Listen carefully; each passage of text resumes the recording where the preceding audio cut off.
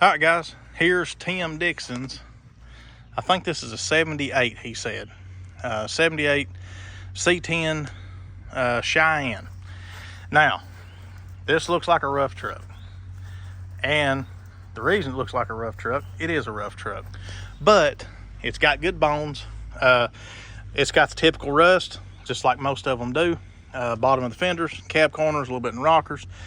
Back here on the back of the bed, kind of the same song and dance on the other side. Now this one's got some rust in some weird places for a square body. This is right up here in this headboard. Never really seen one rust out right there. The only thing I can figure is this truck is set somewhere with a bunch of garbage in it, but the bed floor doesn't really look rotted. Another tailgate, bumper, fender, and right here's a patch panel for the bed. So somebody was kind of playing with this truck, evidently, and was kind of getting a start on it. But, you know, like I've said in some other videos, people will get stuff like this and kind of get started kind of playing with it. And honestly, they expect too much from themselves. They get way ahead of themselves buying stuff, just like that patch panel. This truck's a long way away from needing that patch panel, but we'll get it there pretty quick. I'll get all the mechanicals done on it.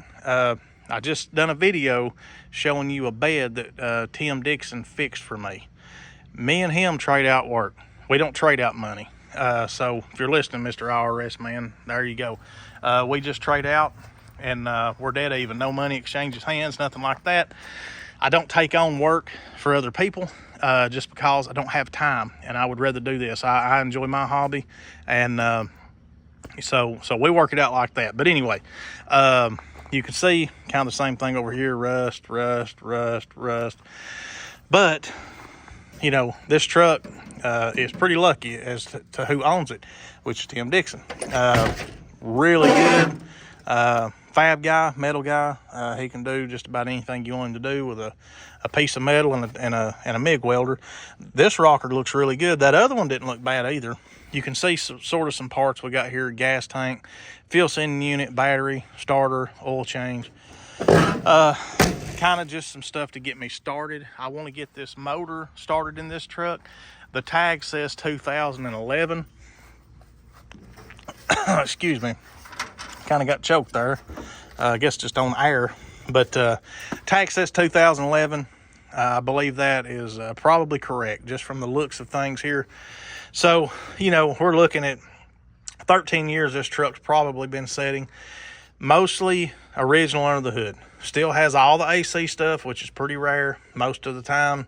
For whatever reason, people seem to have a personal problem with AC components, and they just, even if it's not working, you know, instead of just cutting the belt, they hack it up and throw it in a damn scrap pile. I don't know why. Never really figured that out. I've had compressors go out, you know, either didn't want to put the money in it to fix it, didn't have the time, especially back when I was younger. We just took the damn belts off. We left it alone. Maybe we'll fix it later on. Maybe we won't, but, you know, what's that going to hurt just to lay under here and ride?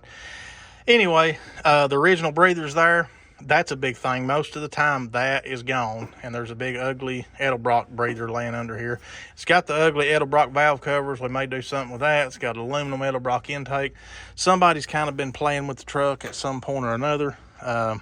Looks like, yeah, quadrajet carburetor. That's simple enough. I can blow that thing apart, clean it up good. This hood is broke right here. But again, like I said, the truck is owned by a pretty good metal guy. So he can go in there and brace that and leave that factory hood on it. It'll look good, guys, when he gets done with it. I think Mr. and Mrs. PIB may do a little bit of playing around on this truck for Tim. And it'll make a cool truck, guys. Like I said, it's hard to kind of get a picture in your head sometimes of stuff like this, but again, this will make a cool old truck. He's got a couple more we're going to fool with. You'll notice my can of ant killer. This truck had a lot of ants in it, so had to kill them out. Let me walk you down here. Let me set this ant killer down somewhere. I'll walk you down here and show you this 80 model. There's my 69. I got to get back around to it at some point. My 90. Got to get back around to it at some point. I got more stuff to do than what I'll ever have time to do, I think. But anyway, so here's the 80 model. Most of y'all have seen this truck. Mr. PIB's done several videos on it. I went and picked the black truck up and then this one all in one day. This truck's pretty sad shape, a little bit worse than the black one, but really when you get down to it, the rust is pretty similar in both of these trucks.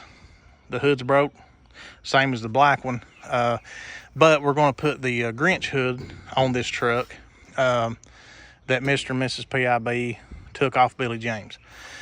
And kind of same thing with the interior of the black truck. It looks better, but at the end of the day, gonna kind of need the same stuff. You know, if you really want it to look nice, you got to have new door panels, new dash pad. You're gonna have a seat cover, new carpet.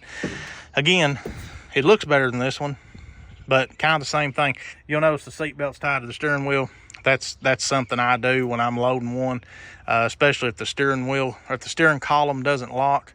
Kind of a little tip, you can tie the seat belt to it and keep it from twisting over, whatever. I learned that in law enforcement and watching a lot of tow truck drivers, and I always noticed that's kind of what they did. They'd wrap the steering wheels up with the seat belt or tie them up in a knot and keep the steering wheel from moving. But anyway, like I said, we got to get the 66 done. We got to get the black truck in, get it done, and then we're going to start on this one. This one is going to be 2 handfuls, but again, guys, it looks terrible, but it's not that much worse than any of these other trucks that you're seeing on Marketplace for $3,000, $4,000, $5,000. They all kind of need the same thing.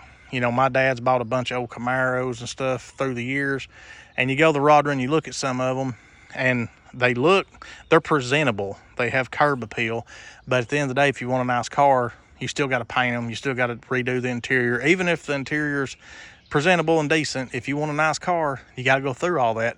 So, you know, sometimes if you pull yourself back and think about it, you might be better off finding one set in the field and starting over than you are buying something that's, you know, so-so, sort of decent. But anyway, we'll get this thing back up on its feet, God willing. I get all this other stuff done. We'll get this one in the garage and get a motor, which is laying in the back. It's got a good running 305 right here in the back. I'm sure we'll have to reseal it, maybe put some valve stem seals, stuff like that in that motor, paint it, clean it up. If he wants to go that route, I don't know. If y'all haven't been watching Mr. PIB's channel long, and you don't remember a truck that went by the name of Old Dookie, go back and check that old truck out. It was a long bed cut down to a short bed step side, and this truck, for some reason, I don't know, it kind of reminds me of that truck. They had a lot of fun out of that old truck, and it didn't make a damn what you done to it. You couldn't hurt it. It just made it, you know, just a little bit cooler. And I really liked that old truck. I had a chance to buy it several times, and I just never did. I always had other stuff and just didn't really need anything else sitting here. But I don't know, I think this could be the next Old Dookie. So go back again, if you have never seen that truck, go back, just click on his videos, go to oldest, and I think that's probably one of the first trucks he ever done a video of. And check that old thing out. Again, I think this one may take its place, but that's if they don't decide against fixing it. They may do it. They may say, you know what, let's just not fool with it. But I doubt it. I know Mr. PIB, and I think we'll be putting this one back on the road. Guys, as always, well, let me back up. I just wanted to catch you up on what I'm doing and where we're headed, what we're doing next.